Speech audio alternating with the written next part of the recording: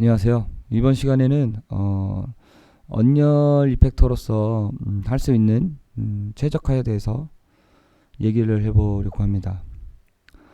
먼저 언열 공식 레퍼런스에서 어떤 것들을 봐야 되는지 가이드하는 내용이 있습니다. 이펙트 최적화에 대해서 그 내용을 잠깐 읽어보면 오버드로는 화면에 픽셀을 그리는데 걸리는 시간을 체크를 한 거고요.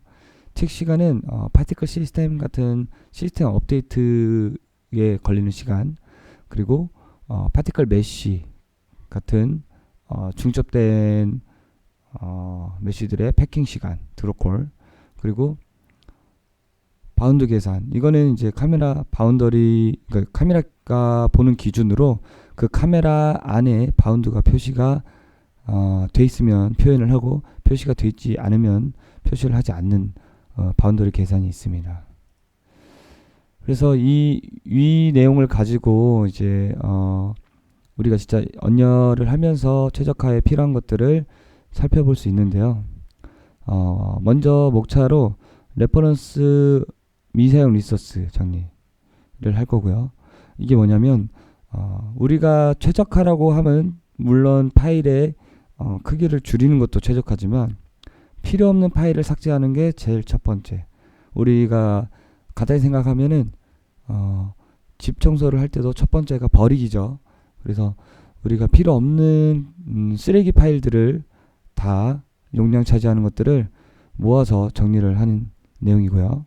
그리고 그 다 정리를 하고 나고 요거는 이제 아마 타이밍이 라이브 하기 전, 아니면은 대규모 업데이트 하기 전, 아니면 큰 허들 클베나 2차 클베를 넘을 때, 시간이 빌 때 할 수 있는 내용들입니다. 그리고 그 다음 내용은 우리가 실제로 이펙트 리소스를 제작을 하면서 주의를 하면서, 리소스 최적화에 주의를 하면서 제작할 팁이고요. 그리고 마지막으로 우리가 처음에 봤던 그 네 가지 가이드를, 퍼포먼스를 어떤 식으로 확인할 수 있는지 확인하는 방법에 대해서 얘기를 해보겠습니다. 먼저 레퍼런스 미사용 리소스를 정리를 해야 되는데요. 에셋을 지울 때 이제 우리가 굉장히 연결해서 예민한 게, 보통은 퍼포스나 이렇게 네트워크로 협업을 하는 대규모 툴을 사용해서 네트워크로 연결이 돼 있고 파일을 함부로 지울 수가 없게 되어 있는데요. 그래서 더 아주 세밀하게 잘 봐야 됩니다.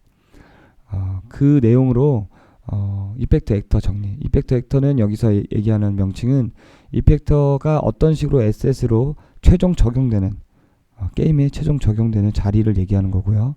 그리고 캐스케이드, 파티클, 그리고 재질, 텍스처, 이렇게 핵심적으로 이렇게 네 가지 정도를 이해하시면 될 것 같아요. 그래서 우리가 레퍼런스라고 하면은 레퍼런스 뷰어를 떠오르시면 됩니다. 레퍼런스 뷰어. 그래서 레퍼런스 뷰에서 레퍼런스가 어떤 게, 경로가 어떤 게 묶여 있는지 그걸 확인해서 묶여있지 않는 것들을 체크해서 지워야 됩니다. 쓰레기 파일들을. 그러니까 무슨 얘기냐? 레퍼런스를 하지 않는 리소스는 게임에 쓰고 있지 않다는 리소스입니다. 그래서 그 파일들을 이펙트 적용되는 마지막 엑셋, 블루프린트라고 할게요. 그런 것들을 먼저 지워야 됩니다. 최상단에서부터 삭제를 하고, 그리고 내가 만들었는지 안 만들었는지, 보통은 자기 작업을 잘 아시는 분들은 자기가 만든지 압니다.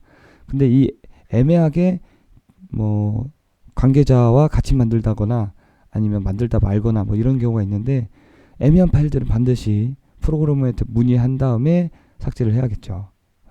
그리고 이 삭제를 한다는 의미는 퍼포스로 예를 들게요. 네트워크를 연결해서 작업하는 퍼포스로 예를 들면 함부로 그 지운 것도 그거를 그러니까 서버에 올려버리면 서버에 있는 파일이 없어집니다. 그거는 무슨 얘기냐? 사람들이 내려받을 때 그 파일이 다 없어집니다. 그러니까 사람들의 파일을 다 없애버리는 것과 같은 겁니다. 그래서 되게 조심히 진행을 하셔야 되고, 일단 레퍼런스 뷰어를 한번 살펴보겠습니다. 예제로 제일 상단에 있는 액터, 그러니까 이펙터 입장에서 제일 마지막으로 이펙터를 적용하는 액트에서 한번 보도록 할게요. 이 블루프린트를 레퍼런스 오른쪽 버튼 눌러서 레퍼런스 뷰를 보시면 이거는 애니메이션 캐릭터 애니메이션 파일이고요. 캐릭터 애니메이션은 어디에 레퍼런스 돼 있나, 블루프린트나 캐릭터에 레퍼런스 돼 있고, 이 캐릭터는 레벨과 캐릭터에 레퍼런스 돼 있고, 이런 식으로 이렇게 얽히고 설키고 파고 들어갈수록 끝을 볼 수 있는데요. 이게 레퍼런스 뷰어라는 게 결국에는 파일이 물려있는 경로를 보여주는 겁니다. 그래서 이 애니메이션 파일은 보통 애니메이션이나 기획자가 관리하는 데서 끊기겠죠. 그리고 우리가 관리하는 부분은 여기서부터 시작이 될 테고, 최적화할 대상은 아까 얘기처럼 이펙트의 최종 적용 엑셋부터 지우셔야 이 관계를 끊을 수 있습니다. 예를 들어서 이렇게 타고 들어가면 됩니다. 자, 오른쪽 버튼 에셋 둘러보기 해서 이걸 지우고, 그리고 그럼 이게 끊어집니다. 그리고 이거 또 이펙트 엑터가 연결되어 있네요. 찾아가서 이걸 지우고, 또 들어가서 뒤로 가서, 이건 뒤로 연결 안 되어 있네요. MI로 예를 들게요. MI를 이제 순서가 이펙트 엑터 MI가 연결되어 있으면 MI 지우고, 그 다음에 마스터 메터리얼 그냥 원본 메터리얼을 지우고 연결되어 있는 텍스처들을 지울 수 있겠죠. 안 쓴다면은. 이런 식으로 더블 클릭해서 상단의 경로와 하단의 경로를 다 확인해 볼 수 있는데요. 이펙트 액터에서 캐스케이드, 머티리얼, 텍스처 이런 순서대로 지워야 문제가 안 생깁니다. 이펙트 액터가 물고 있는 거는 대부분 위에서 아래로 물고 있는 거는 상단에서 하단으로 물고 있는 거는 확실히 여기서 지우면 얘는 이제 더 이상 레퍼런스 참조할 게 없으니까 삭제가 해도 되는 상태가 되는 거죠. 마찬가지로. 근데 반대로 텍스처부터 지운다고 얘기를 해보면 이제 문제가 심각해지죠. 텍스처를 예를 들어서 얘를 지울게요. 얘를 지운다고 하면은 여기 물려있는 레퍼런스 에셋이 있습니다. 레퍼런스 에셋을 뷰어를 확인해 보면 다행히 얘는 하나만 물려 있는데, 이 텍스처를 10개의 메터리얼에 쓸 수도 있습니다. 그 10개의 메터리얼에서 메터리얼 하나당 2개, 3개의 파티클에 쓸 수도 있습니다. 그런 식으로 쭉쭉 뻗어나가면은 얘 하나가 레퍼런스 영향이 주는 것들이 100개도 될 수 있고 200개도 될 수 있습니다. 그래서 얘를 지우면 이게 끊겨서 에러가 나기 때문에 그러니까 경로를 찾아볼 수가 없습니다. 끝에서부터 지우면 이 메테리얼도 망가지게 되겠죠.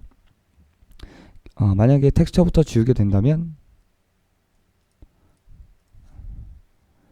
이런 식으로, 지금 이거는 디폴트, 이게 취소하면 디폴트 텍스처로 전환이 되지만 없음으로 되고, 이 메테리얼 자체가 망가지고 파티클에 적용돼서 파티클도 안 나올 테고, 파티클 안 나오면 애니메이션에서 안 나오겠죠. 네, 취소하고요. 그래서 순서가 중요한 이유는 이렇게 연결된 레퍼런스 물려있는 거를 삭제를 해야 얘를 깔끔하게 지울 수 있는 상태가 되기 때문에 꼭 이렇게 레퍼런스 뷰어를 확인해가면서 순서대로 필요 없는 쓰레기, 게임에 적용되지 않는 쓰레기 리소스들을 순서대로 지워야 합니다. 그래서 이펙트 액터를 지우면 이제 별 이슈는 없지만, 캐스케이드를 지우게 되면은 다시 페르소나에 박혀 있는 파티클의 공백이 생기게 됩니다. 그 페르소나에 보통 보면은 한번 열어볼게요. 이런 식으로 파티클이 박혀 있다고 치면은 얘를 이렇게 예를 들어서 지금 레퍼런스가 물려서 삭제가 안 되는데, 삭제를 했다고 치면 이 파티클 시스템에는 이렇게 들어가겠죠. 없음. 얘는 다행히가 아니죠. 에러가 떠야 다행이죠. 근데 얘는 에러가 뜨지 않아요.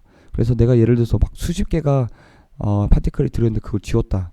그러면 어떻게 지금 이게 경고가 뜨지 않았기 때문에 어디서 문제가 생긴지 모릅니다. 결국엔 나중에 게임을 하다가 기획자가 찾아내거나 유저가 찾아내겠죠. 그러면 안 돼. 불상사가 일어나면 안 되니까. 만약에 내가 실수로 파티클을 지우고 있다가 이게 안 들어갔다 그러면 이 순서대로 지우다가 이런 현상이 일어날 수 있습니다. 저기는 대체도 되지 않으니까 저 캐스케이드를 지우면 저런 현상이 일어날 수 있고요. 그리고 메터리얼을 지울 때는 파티클에도 쓸 수 있고 블루프린트로만 이루어진 액터에서 재질을 또 중복으로 쓸 수도 있잖아요. 그러니까 잘 만든 재질은 여러 군데 쓰이게 되죠. 그래서 그런 경우에는 다시 또 레퍼런스 확인을 반드시 하시고 어디에 쓰인지 반드시 확인을 하고 지워야 됩니다. 겸용 이제 확인하고 삭제를 해야 되고, 그리고 아까 중요한 거는 MI Material Instance를 먼저 지워야 얘를 지워도 탈이 없습니다. 얘는 원본인 마스터 메터리얼을 최초에 만든 메터리얼을 말씀드리는 거고요. 그 다음에 이제 텍스처를 깔끔하게 지워줍니다. 이것도 마찬가지로 겸용인지 확인한 다음에 삭제를 하면 되겠죠. 그래서 우리가 이제 이 첫 번째 목차는 타이밍이 얘기 드렸지만 오픈 아니면 큰 허들, 클배나 어떤 아트나 개발팀에 좀 여유가 주어졌을 때 빨리 최적화를 해야겠죠. 안 그러면 프로그래머가 잡아내면서 이것저것 다 지우라고 지시를 하겠죠. 그 전에 우리가 먼저 최적화를 해놓는 게 좋겠죠. 네, 우리가 알고 있고 최적화를 하는 게 중요하겠죠. 그래서 텍스처 같은 것도 이제 리소스 같은 걸 지울 때 딱 이렇게 지워봅니다. 그래서 이렇게 삭제가 나오면 이거는 삭제를 해도 레퍼런스가 여기 레퍼런스가 아무것도 안 돼 있으면 삭제를 해도 된다라는 의미고요. 이렇게 딱 삭제를 했는데 레퍼런스가 3개나 묶여 있고 이렇게 뜨면은 지우면은 큰 문제가 생깁니다. 그런데 이제 이런 경우도 있습니다. 이거를 이 텍스처가 마음에 안 들어. 근데 이 텍스처를 바꾸고 싶어. 연결된 레퍼런스를 내가 다 찾아 들어가기도 힘들고, 그래서 여기서 텍스처 모양을 바꾼 다음에 바꿔 낄 때 여기서 이제 레퍼런스 대체를 해볼 수 있습니다. 그러면은 요 파일은 삭제가 되고 요 파일이 요 내용으로 다 문제없이 레퍼런스 대체가 되게 됩니다. 그런 경우가 많이 생기고요. 그래서 텍스처는 레퍼런스 대체할 때 잘 어떤 걸로 할 건지 잘 생각해서 대체를 하면 될 거고, 결국에는 이 텍스처를 고치게 되면 얘도 저장해야 되고 얘도 저장해야 되고 얘도 저장하게 됩니다. 그래서 굉장히 조심스러운 겁니다. 레퍼런스 뷰어에서 그게 강력하게 주장한 이유가 텍스처를 하나를 지운다고 얘만 지워지는 게 아니라 만약에 쓰레기 파일이 아닌 경우에, 쓰레기 파일일 경우에는 이렇게 순서대로 깔끔하게 주어주고 뭘 해야 되냐면 반드시 그 상위 폴더에서 픽스업 리디렉트를 해야 됩니다. 폴더의 리디렉트 고치기를 항상 주셔야 우리가 지워진 그 경로가 정상 작동합니다. 반드시 확인하고요. 저장하셔야 되고, 그리고 쓰레기 파일일 경우에는 그냥 그렇게 하면 돼요. 근데 그런 쓰레기 파일이 아니라 실수로 지웠는데 잊고 있다가 문제가 생겼을 때는 그때는 이제 문제가 커지는 거죠. 이제 레퍼런스를 C스토리도 다 찾아봐야 되고 프로그램에 부탁해야 되는 불상사가 일어나지 않게 미리미리 정리를 해주시는 게 좋겠습니다. 네, 이 다음은 이제 전 이슈는 우리가 이제 이펙터를 하면서 프로그램에게 검증 당하기 전에 하면 좋고, 큰 허들을 큰 허들을 넘거나 넘기 전에 시간적 여유가 있을 때 쓰레기 파일들을 지우는 내용을 레퍼런스 뷰어로 확인해봤고, 이번에는 이펙트 리소스를 우리가 제작을 할 때 최적화를 어떻게 하냐. 일단 블루프린트는 실무마다 블루프린트 관리가 케바케예요. 관리를 이제 이 블루프린트 관리는 우리가 만질 수 있는 이펙터에 관련된 비주얼에 관련된 블루프린트라고 이해하시면 돼요. 그 내용에서 이제 우리가 블루프린트 안에서 이제 우리 C 언어나 그런 알고리즘이 돌아가는 형태가 변수를 굉장히 많이 씁니다. 그래서 그 변수도 텍스처처럼 쓰지 않는 변수들이 생겨요. 그것도 이제 삭제를 하는 게 첫 번째고, 그리고 틱 이벤트를 쓰지 않는 거 중요하죠. 우리가 이제 꼭 우리가 만든 거는 게임에 적용될 확률이 아주 적습니다. 우리는 확인을 하기 위한 용이나 아니면 이제 이펙트 비주얼적으로 좀 적용이 되는 부분인데, 이 틱 이벤트라는 게 굉장히 무거운 건데요. 이제 한번 볼까요? 예제로 이벤트 그래프에서 틱 이벤트를 만들 수 있고, 이 핀을 실행을 하면 매 프레임 호출이 됩니다. 매 프레임, 초가 아닙니다. 매 프레임, 얘가 가질 수 있는 프레임마다 호출이 됩니다. 엄청나게 무거운 겁니다. 그래서 이거는 어떤 특수한 상황이 이동해 쓰이거나 정말 그 게임의 시스템적인 부분에 또 이제 쓰이면 안 되는 부분이긴 해요. 근데 이제 간혹가다 쓰는 경우도 있는데, 이펙트 벡터는 이걸 쓰면은 이제 욕을 바가지로 먹기 때문에 절대로 틱 이벤트를 쓰지 않습니다. 뭐 잠깐 보고 야 이거 확인만 하고 틱 이벤트를 삭제를 할 수는 있겠죠. 근데 반드시 삭제를 해서 적용이 안 되게 해야 됩니다. 그래서 이제 아까도 얘기했지만 이 모든 이펙트 벡터가 프로그램 허락 안에서 이루어져야 검증이 가능하겠죠. 그 얘기는 뭐냐면 게임에 적용이 가능하겠죠. 프로그래머가 검증 안 했는데 내 마음대로 게임에 업데이트를 해서 올려놓으면 아마 이제 다음부터는 블루프린트를 쓸 수 없을 수도 있어요. 그러니까 반드시 프로그래머한테 블루프린트 어차피 이게 어느 정도 쓸 수 있는지 프로그램 팀하고 협의를 하기 때문에 프로그래머가 어디까지만 해라, 어디까지만 써라라고 검증을 해줄 겁니다. 그리고 캐스케이드 같은 경우에는 네, 그거 한번 보고 넘어갈까요? 이 블루프린트에서 미사용 변수는 여기 보시면은 제가 변수를 그냥 테스트로 막 이렇게 만들어 볼게요. 변수를 이제 블루프린트에서 이제 변수라는 거는 여기에 우리가 커스텀하게 넣는 값에 따라서 어떤 형태가 이루어지는지 말 그대로 변하는 값들을 넣어줄 수 있는데, 이 필요 없는, 이 쓰지 않는 값들이 굉장히 많이 생길 수도 있습니다. 이것도 비용이기 때문에 여기서 편집에 미사용 변수 삭제를 누르면 그러니까 이 미사용 변수도 결국에는 레퍼런스 찾기를 여기서 확인해 볼 수 있습니다. 얘도 레퍼런스 찾기 하면 이렇게 나오죠. 여기서도 레퍼런스를 어디 있는지 찾아볼 수 있습니다. 레퍼런스 찾기 이런 식으로 찾아볼 수 있고, 이 돋보기를 누르면 이 우리가 프로젝트 안에서 레퍼런스 참조를 찾아볼 수 있습니다. 어디에서 레퍼런스 참조하고 있는지. 이런 식으로 모든 게 다 레퍼런스 참조로 확인을 하고, 레퍼런스 참조가 안 돼 있는 쓰레기 변수는 삭제를 이런 식으로 하면 좋겠죠. 편하게. 네, 계속해서 블루프린트 넘어가고요. 캐스케이드, 파티클 이미터 제작 시 여기도 마찬가지 우리가 첫 번째로 청소를 할 때 정리를 해야겠죠. 버리는 정리. 이미터 정리라고 좀 표현을 했는데, 내용은 쓰지 않는 이미터 삭제, 그리고 이미터의 이름을 꼭 적어두기, 그리고 이미터의 그러니까 파티클의 썸네일 샷을 꼭 찍어주기, 뭐 이런 것들이 있고, CPU와 GPU 바운더리에 들어가는 모듈들이 있습니다. 그 얘기는 메시 같이 CPU 연산이 필요한 내용들이 모듈들이 있고요. 그리고 그래픽 카드에서 처리할 GPU 모듈이 있습니다.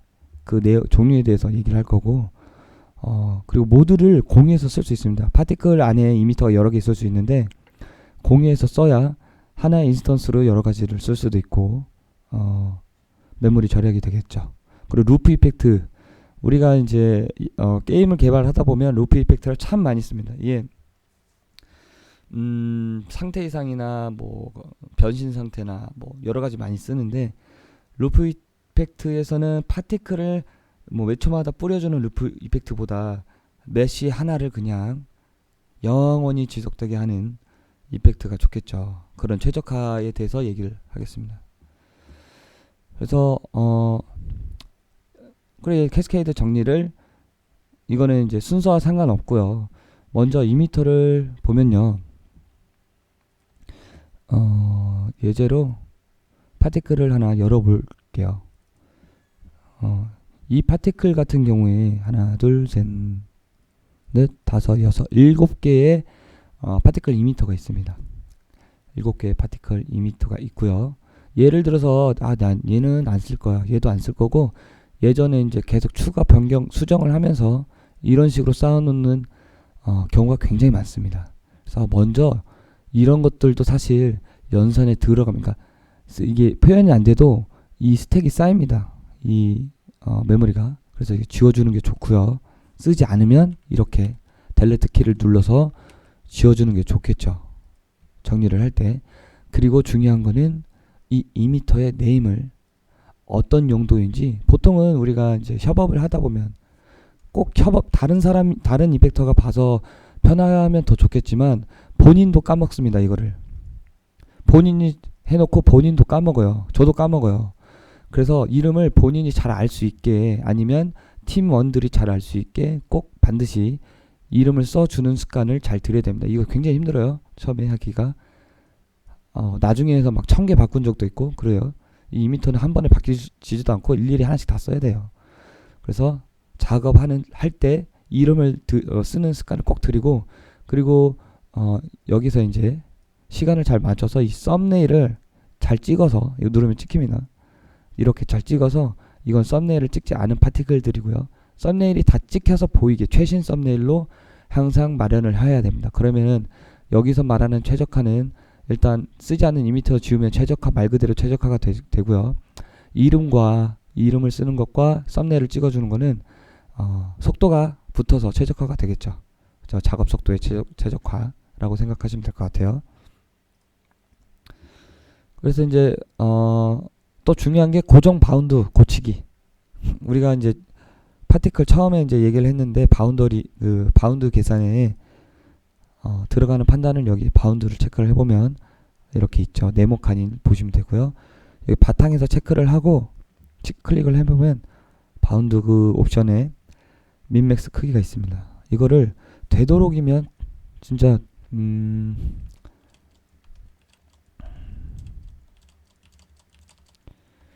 이런 식으로 딱 맞춰주면 좋겠죠. 네, 여유도 살짝 필요하겠네요. 대부분 이렇게 맞춰주면 이 바운드가 작으면 작을수록 고정되고 작으면 작을수록 최적화가 도움이 됩니다. 예를 들어서 카메라가 이렇게 보고 있는데 이 정도 걸쳐 있다고 쳐봐요. 근데 띡 사라지면 이상하니까 이 정도는 걸쳐 있어도 띡 사라져도 괜찮아요.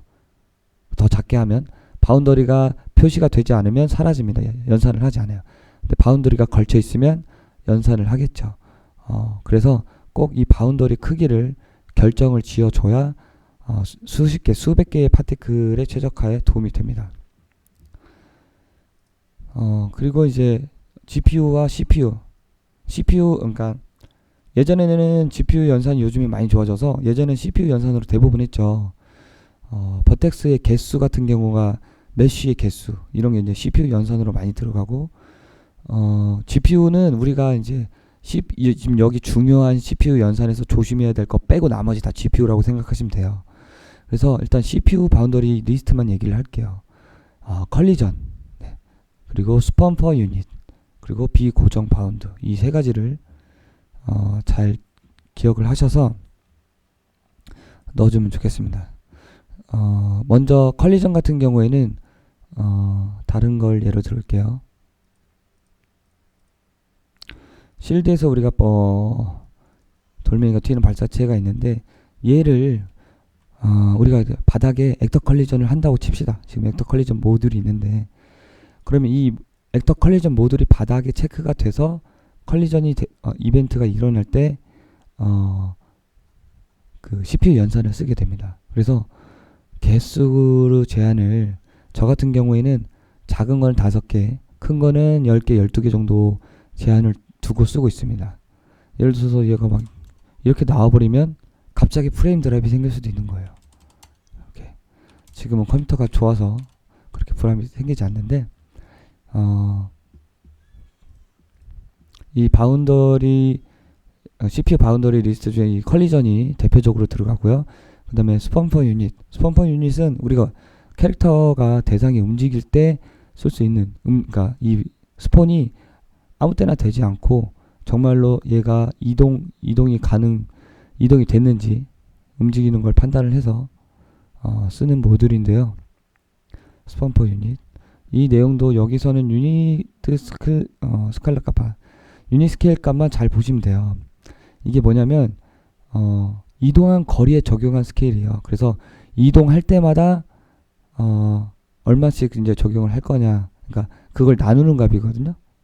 스펀퍼 유닛을 값을 나눠요. 그래서 값이 크면 클수록 조금 나오고 값이 적으면 적을수록 많이 움직이면 많이 나옵니다. 이 값을 잘 유의하셔서 쓰시는데 이것도 50 정도나 100 정도 자주 씁니다. 이를테면 이거 말도 안 되는 많이 나오는 수치고요. 그래서 이것도 CPU 바운더리에 들어갑니다. 그래서 아까 컬리전과 이 스펀퍼 유닛을 잘 조심해서 쓰시고 그리고 또 조심해야 될 게 메쉬 데이터가 이것도 개수가 많아지면 CPU 바운더리에 들어갑니다. 그래서 메쉬 데이터로 막 이 돌멩이들을 칠 때 개수 제한을 주시면 좋고요. 비고정 바운드 이것도 여기 이렇게 우리가 이제 고정 바운드 설정을 하면 이렇게 고정 바운드가 설정이 되는데 우리가 GPU 스프라이트 처음 만들 때 대부분 그런데 이거 체크를 해제하면 이제 해제가 안 되죠. 고정 바운드를 해제를 해보면 이렇게 경고가 뜹니다. 이 얘기는 뭐냐면 바운드가 없으니까 이 뒤에 있어도 파티클을 계속 연산을 하는 건 뿌려야 되는 겁니다. 연산을 하면서 화면을 보일 때만 연산을 해야 되는데 이렇게 화면에 넘어가도 계속 연산을 하게 되니까 무겁겠죠. 이런 게 많아지면 굉장히 무거워집니다. 그래서 반드시 고정 바운드를 해야 된다는 전의 연장선이고 가끔씩 비고정 바운드를 써야 될 때가 있어요. 뭐 시네마틱이나 상황에 따라 쓸 수 있어요. 근데 이제 그런 것들을 CPU 연산에 들어가니까 조심해서 써야 된다. 그 내용이고요. 이어서 이제 연장선으로 이제 모듈 공유 보기 전에 루핑 이펙트 한번 볼게요. 루핑 이펙트로 연장선으로 메쉬 데이터가 있죠. 이 메쉬 데이터가 여기 루핑 이펙트에서 중요한 점은 여기 이제 먼저 루프 타임과 루프 타임에서 듀레이션 수치를 그러니까 얼마큼 반복할 거냐, 얼마큼 반복을 할 거냐. 그래서 스폰 여기 위에 리콰이드에서 1초마다 반복을 했는데 0.1초마다 루핑으로 해놓으면 이렇게 반짝반짝 거리죠. 이러면 굉장히 무거워지겠죠. 그래서 웬만하면 이렇게 뿌려대는 거는 GPU 스프라이트로 많이 하면 되고요. 메쉬 가지고 하면은 엄청나게 무거워집니다. 프레임 드랍이 일어날 수 있고 그리고 메쉬 데이터에서 여기 또 하나 팁은 오버레이드 머터리얼을 쓰는데요. 여기 메쉬 데이터에 있습니다. 근데 가끔 이걸 쓰면 이렇게 최초는 이렇게 돼 있고 이렇게 쓰시는 분들이 있어요. 메쉬 이거는 뭐 다른 용도로 쓸 때가 있는데 대부분 이런 식으로 씁니다. 여기다 메쉬 머터리얼 넣으면 이제 적용이 되는데요. 이것도 스택을 하나 더 쌓는 거기 때문에 모듈을 메모리가 됩니다. 얘를 지우고 리카이드에서 항상 리카이드 위에 메쉬 데이터에서 오버라이드 머터리얼을 해서 갖다 쓰는 게 좋겠죠. 하나라도 덜 쓰면 좋으니까. 네. 그렇게 줄일 수 있겠고요. 그리고 이제 여기서 얘기하는 건 어쩔 수 없이 이렇게 뿌려대는 내용에서는 어쩔 수 없는데 되도록이면 폭포 같은 경우 그냥 메쉬 데이터를 하나 만들어서 쭉쭉쭉 내리는 게 최적화에 도움이 되겠죠. 그래서 듀레이션 수치 그리고 이제 루핑 이펙트에서 중요하게 생각해야 되는 게 라이트입니다. 라이트 같은 경우에는 이건 루핑 이펙트인데요.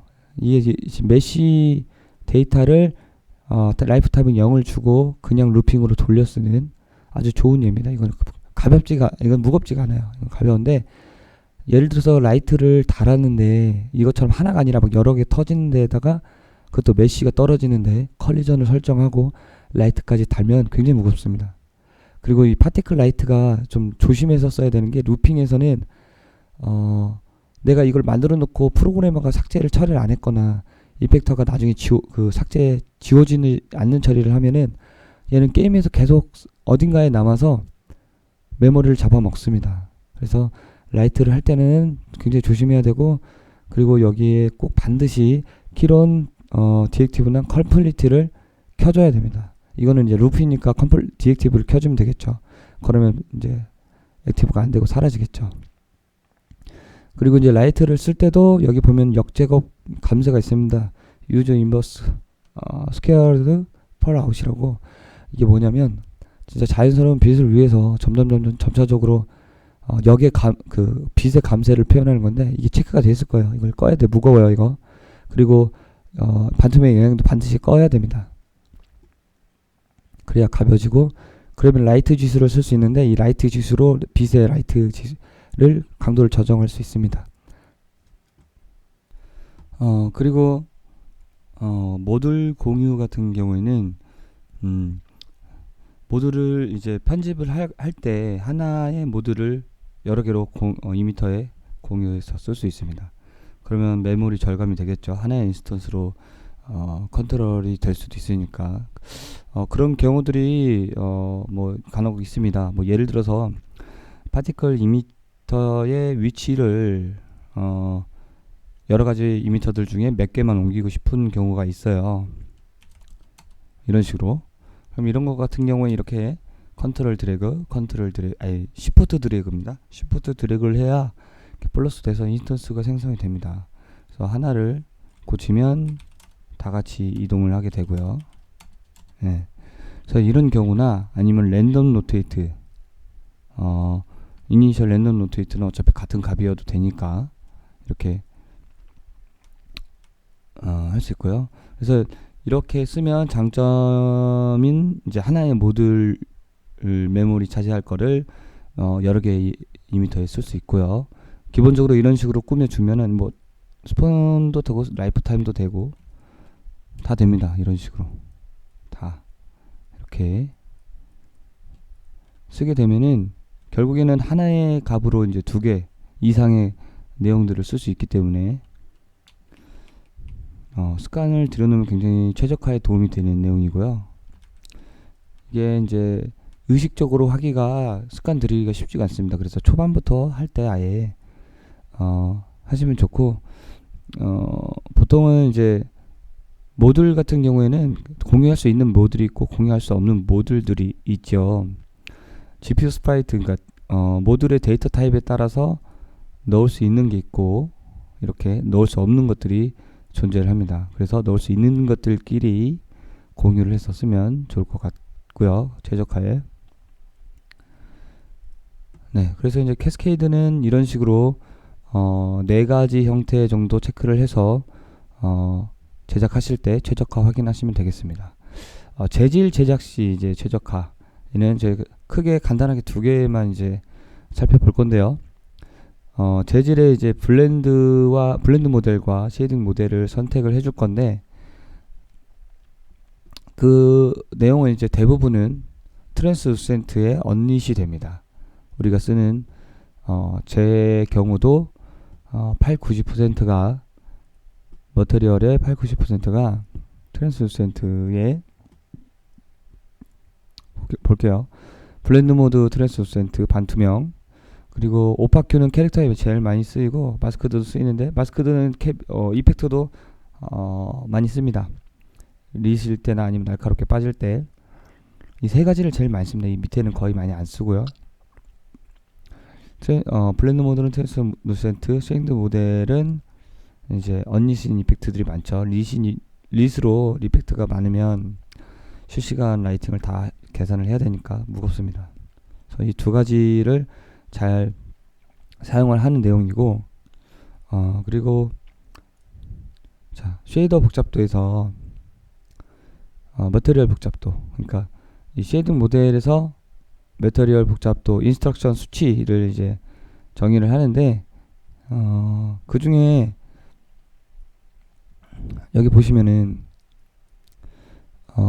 그 전에 라이트도 한번 볼까요? 여기 라이트, 우리 트랜스루센트의 언릿으로 많이 블렌드 모델과 쉐이딩 모델 설정을 하는데, 라이팅 모드를 설정할 때가 있습니다. 언제냐?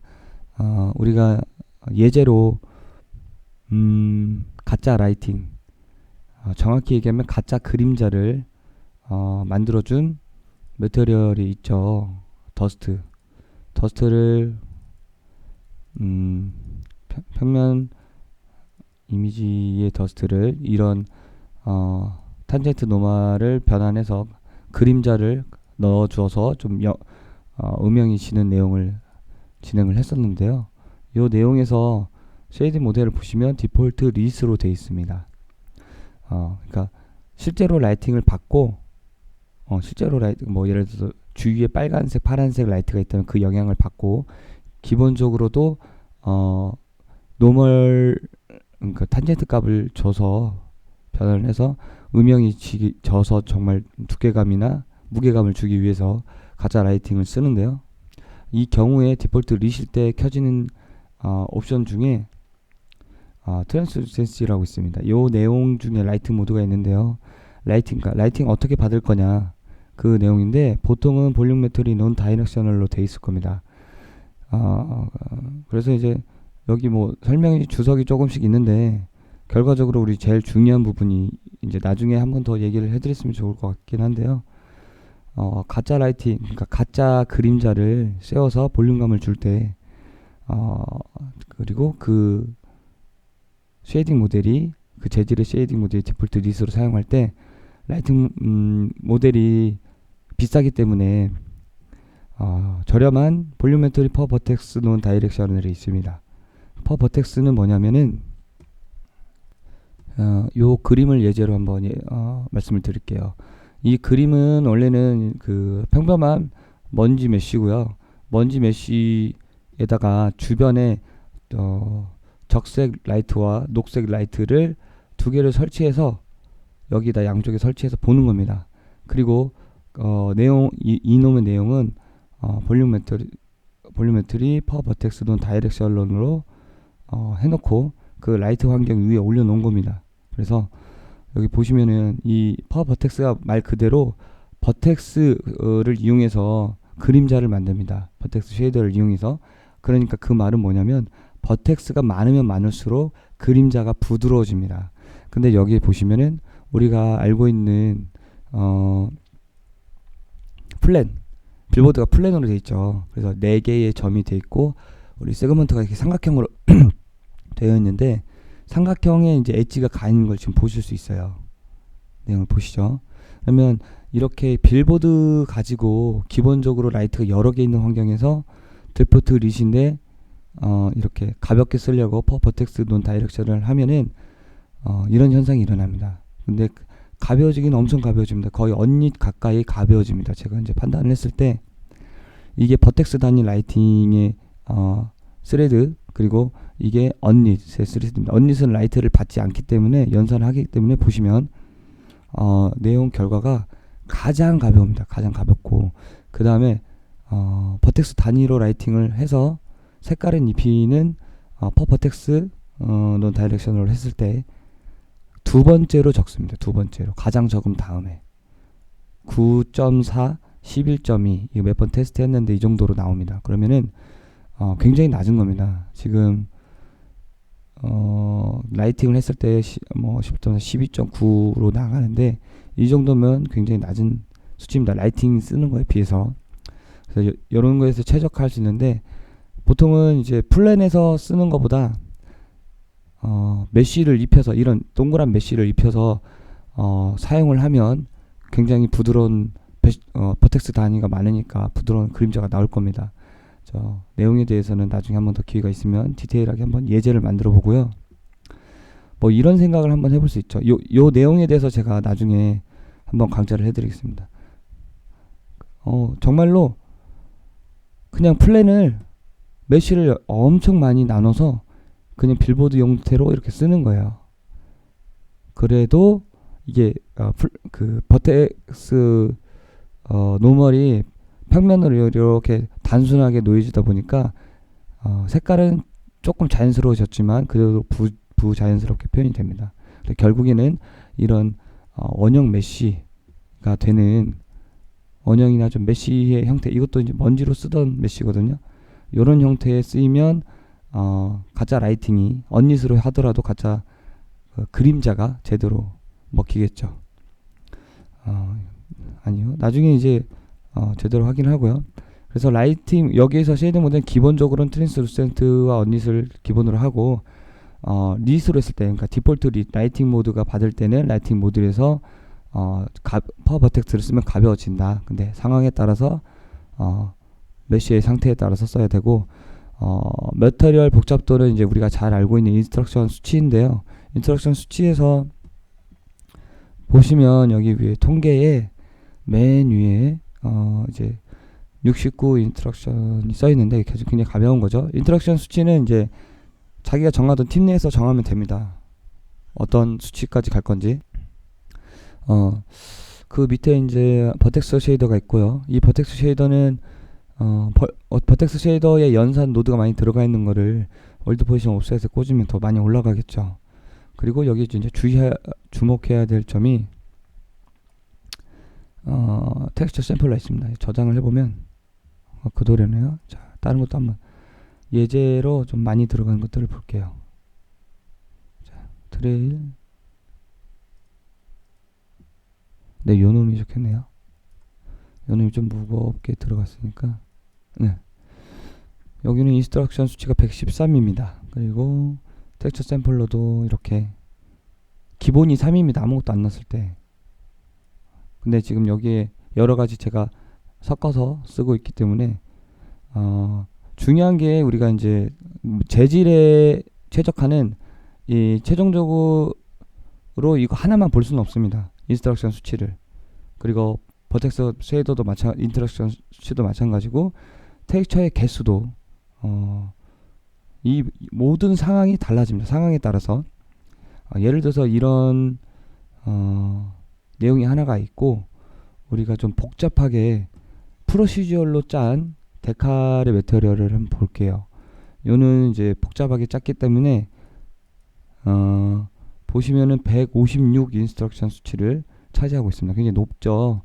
근데 예를 들어서 이 그라운드 웨이브 01의 재질을 10군데 또는 20군데를 쓴다고 가정을 해봅시다.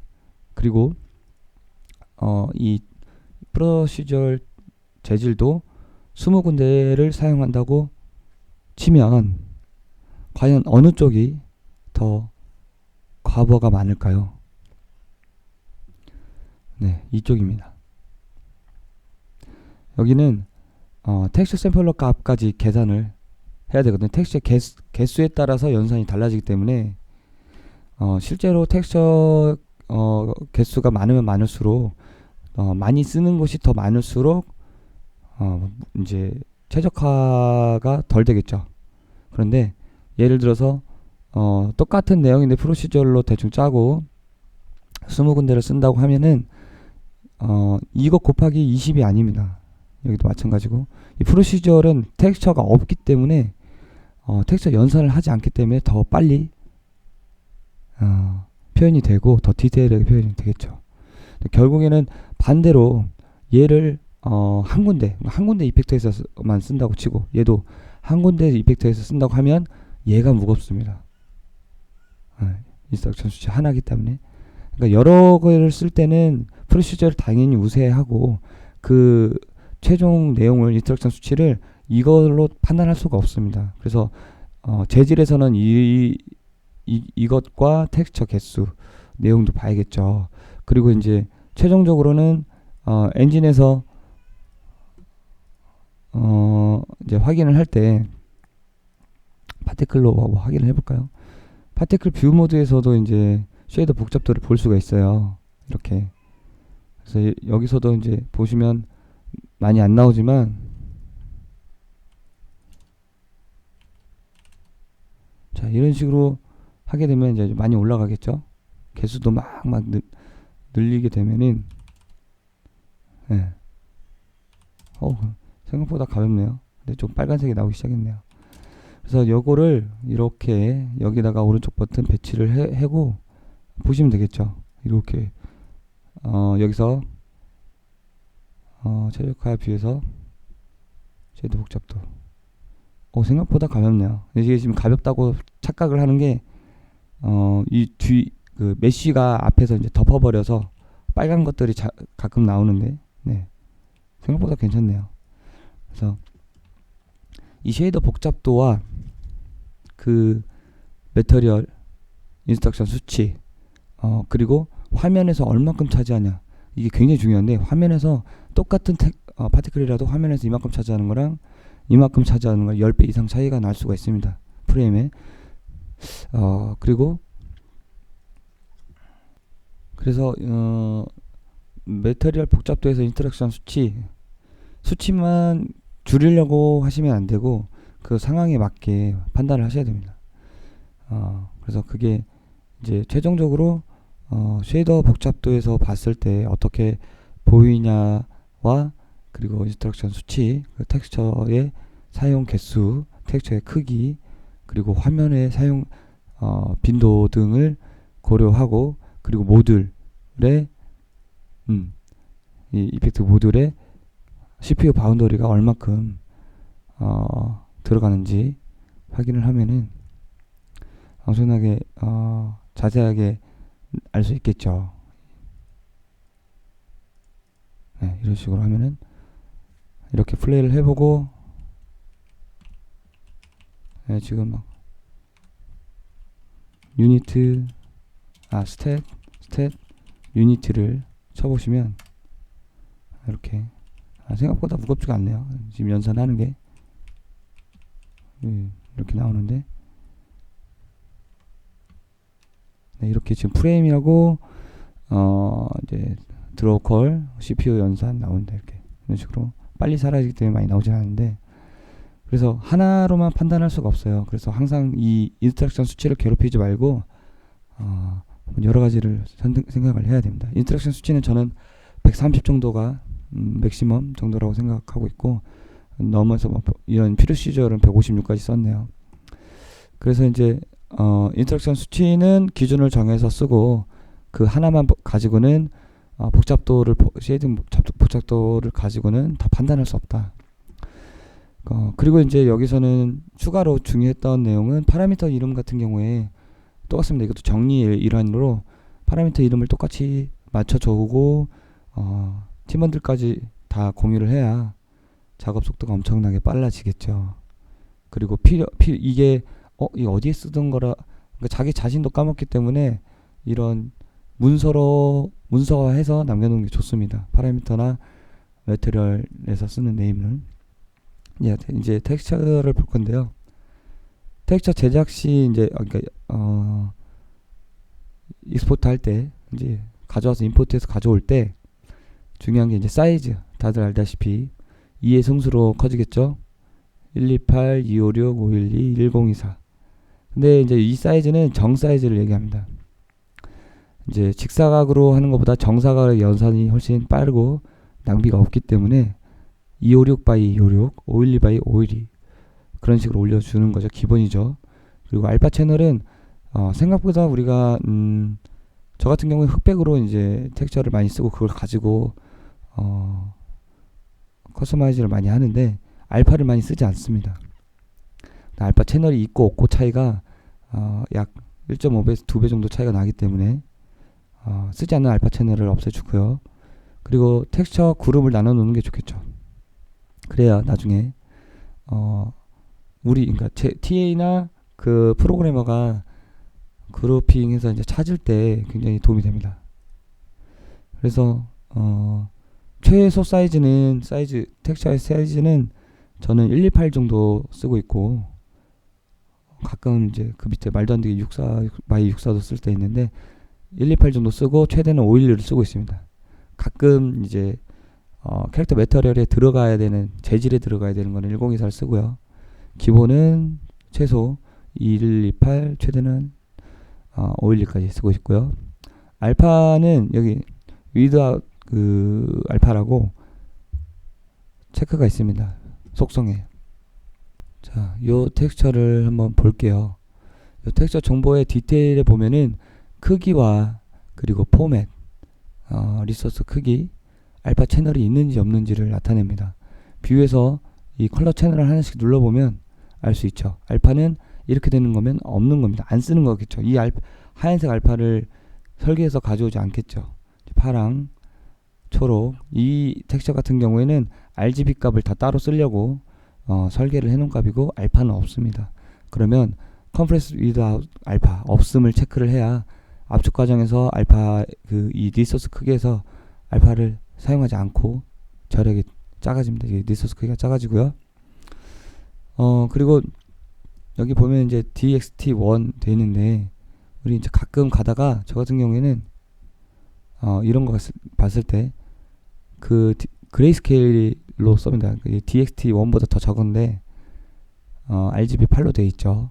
그래서 이걸 가지고 채널 나누지 않을 때는 이제 이런 식으로 쓰고, 마찬가지로 알파를 쓰지 않으면 실수로 알파 채널을 가져왔어도 이거를 체크를 하면 알파를 빼줍니다.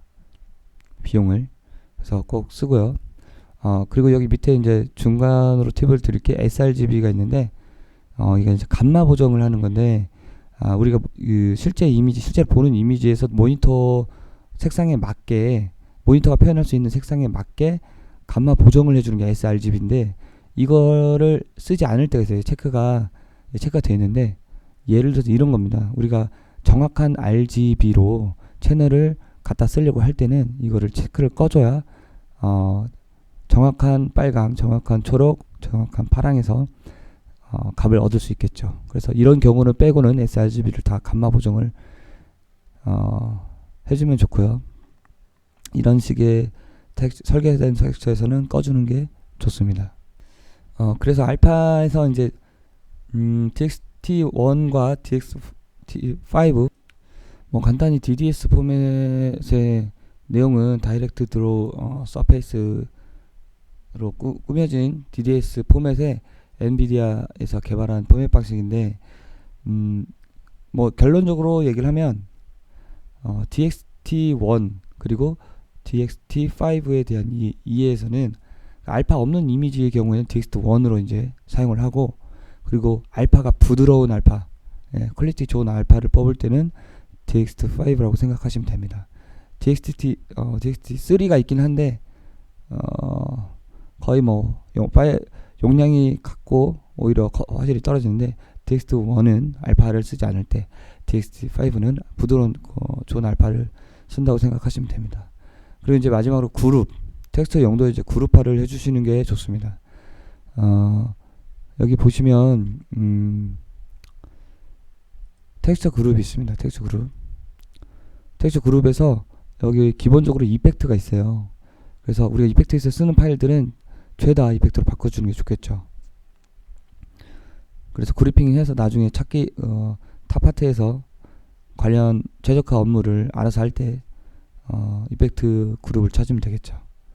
이런 식으로 텍스처 같은 경우에는 장점이 여러 개를 한꺼번에 편집을 할 수 있습니다.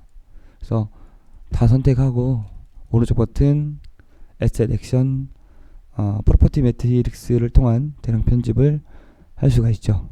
그래서 아까 처음부터 제가 얘기한 알파 값이 아마 컴프레션에 있을 테고, 이 모든 지금 내가 선택한 내용에 알파를 안 쓸 거다. 노멀은 알파를 쓸 일 없죠. 그래서 여기 지금 보시면 여기 컴프레스 위드 알파를 체크를 해자면 알파가 다 이제 있는 것들은 생기겠죠. 체크를 하면 다 알파가 있는 것도 생기지 않게 합니다. 제거를 하죠. 그래서 이거를 매트릭스를 통해서 편집을 해주시면 좋아요. sRGB는 아까 케바케라고 그랬죠. 설계된 RGB 채널을 쓸 거면 이걸 체크를 해야지 하고, 여기서는 이제 제가 중요한 세 가지만 좀 이렇게 표시를 해놨는데, 한 번씩 보시면 좋아요. 이런 것들 다. 보통 우리가 이제 여기 내용을 좀 보시면 여기서 좀 섞여서 안 보이네요. 기본적으로 이 컴프레스 위드아웃 알파의 유무, 그리고 텍스처 용도에 따른 포맷 설정이 있죠. 그리고 그룹화, 여기 검색해 볼까요?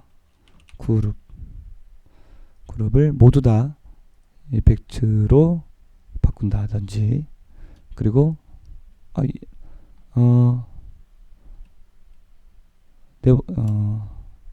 이 텍스처 개수가 많으면 많을수록 한꺼번에 편집하면 저장 시간이 오래 갑니다. 그래서 여기서 보시면 txt1 이건 알파가 없는 거고 이걸 보셔도 되고 기본적으로 넓어서 이렇게 크게 키워볼게요.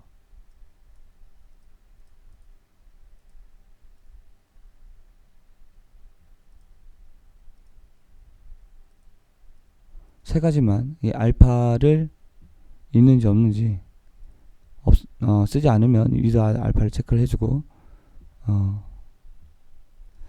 사이즈를 정 사이즈로 2의 승수로 맞춰주고 텍스처를 용도 그룹화 하는 것들은 기본적으로 해주시면 좋습니다. 이제 그리고 텍스처까지 다 됐고요. 세팅 메시를 이제 가져올 때 설정을 테스트를 한번 보시죠. 임포트를 아무거나 한번 해보겠습니다.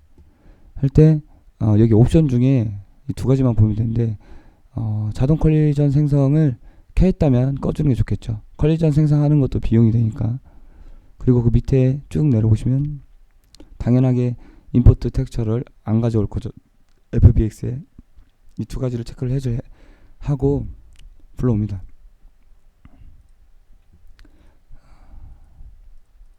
자, 불러왔고요. 여기서 중요한 점이 우리는 자동 그 컬리전을 설정하지 않았기 때문에 컬리전이 여기 지금 복합 컬리전이 있는데 이렇게 설정이 되어 있다면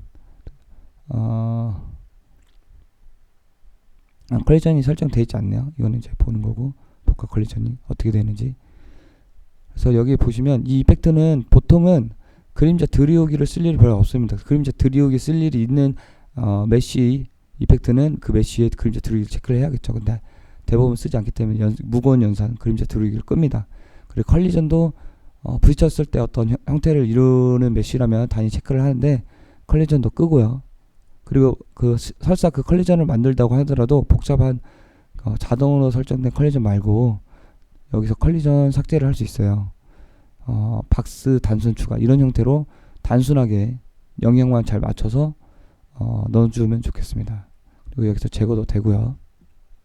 자, 그 내용입니다. 컬리전 설정을 자동으로 가져오지 않고 단순 컬리전으로 설정하고 아니면 아예 사용하지 않고 그림자 들이기도 사용하지 않는다. 그러면 최적화에 도움이 된다.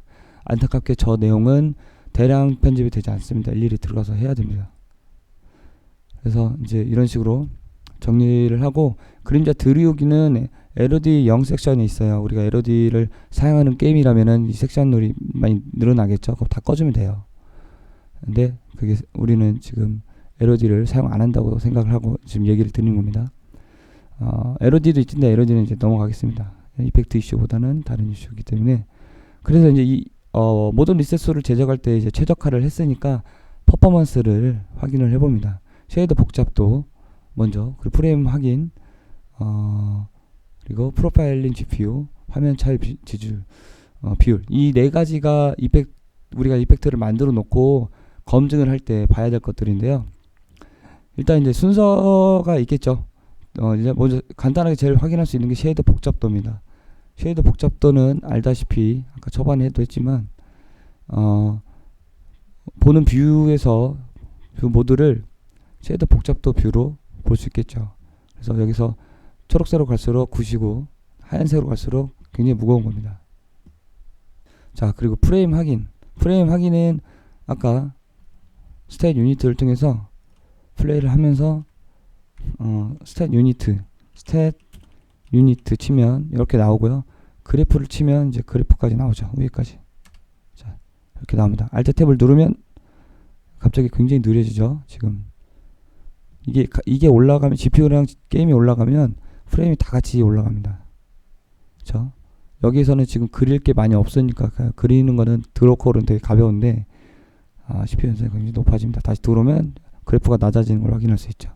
이런 식으로 프레임을 확인해 볼 수 있습니다. 그리고 이거 먼저 할게요. 화면 차지 비율은 굉장히 중요합니다. 이거. 아까도 계속 얘기했지만 요 파티클 말고 요 파티클을 한번 대체로 넣어보고 게임에서 카메라를 실행해서 그걸 이제 이 이펙트를 어느 정도 이게 너무 가볍게 만들었네요. 너무 가볍게 만들었는데 좀 많이 뿌려볼까요? 여기서 임의로 그냥 좀 많이 뿌려줄게요. 이렇게 해서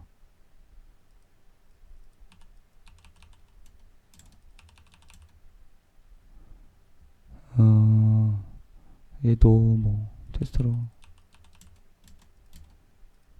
한 번에 여러 개 뿌리는 거는 그렇게 무겁진 않나 보네요.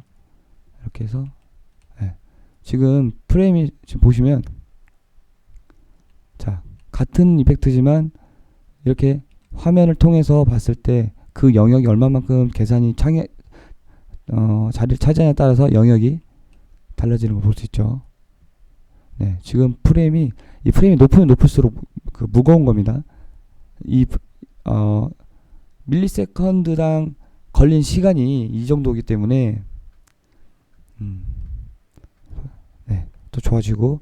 그래서 제가 제일 중요하게 생각하는 것 중에 만약에 게임이 고정 뷰의 게임이라면 그 고정 뷰에서 이펙트가 차지하는 비율이 갑자기 게임에서 프레임들이 확 일어나면 처음에 이걸 보시면 됩니다. 그 게임에서 화면 비율을 이펙트가 얼마큼 차지하는지, 그리고 나머지 쉐이드 복잡도나 프레임이나 이제 프로파일 검증을 하면 되겠죠.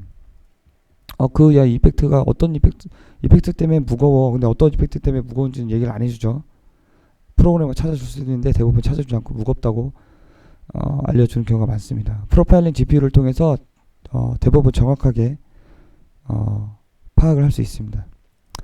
여기서도 마찬가지로 이렇게 실행을 해서 확인을 하면서 프로파일 GPU라고 눌러봅니다. 그러면 한 프레임을 캡처를 해서 그 프레임에서 걸린 계산들을 다 볼 수 있어요. 근데 여기서는 이제 제가 프로그래머한테 직접 인증을 받은 건데 우리는 대부분 이 이펙트 트랜스루센트로 쓰기 때문에 트랜스루센트를 보는 게 제일 정확하다고 합니다. 트랜스루센시가 있죠. 트랜스루센시 밑으로 내려보면 이 두 개가 있습니다. 이 두 가지를 합친 값이 1.9ms가 걸렸네요. 1.9면 높은 겁니다. 여기 앞자리가 변하면 굉장히 큰 거고 뒷자리까지 가야 좀 가벼워질 수 있습니다. 여기 두 번째 소수점 자리까지. 그리고 반대로 제가 이렇게 해서 멀리서 플레이를 하고 어딨지? 네, 이렇게 플레이를 멀리서 안 보이는 정도 플레이를 하고 다시 똑같이 프로파일 GPU를 할 수 있습니다. 그럼 1프레임 그 캡처를 한 개 전에 게 남아있기 때문에 볼 수 있습니다. 1.9였죠. 그래서 여기서 트랜스루센시를 보면 0.13까지 떨어집니다. 엄청난 차이죠. 그래서 정확하게 이 이펙트의 수치라고 보시면 돼요. 반투명의 수치. 여기에 이제 라이트도 있는데 나중에 라이트는 우리가 이제 파티클 라이트를 박았을 때 생기는 라이트가 생깁니다. 라이트. 여기 지금 라이트가 나오지 않는데 일단 이펙트만 우리가 검증할 수 있는 이펙트 어떤 장소에서 어떤 보스만 가면 느려요. 그 스킬만 쓰면 느려요 할 때 몇 가지 이제 검증 방법으로 쉐이더 복잡도를 또 봤었고 그리고 각 프레임도 확인을 해봤고 그 화면을 얼마큼 차지하는지 확인을 하면서 GPU GPU 프로파일링을 해봤습니다. 그래서 여기서 얼만큼 차지하는지 트랜스루센시로 확인을 해봤고요.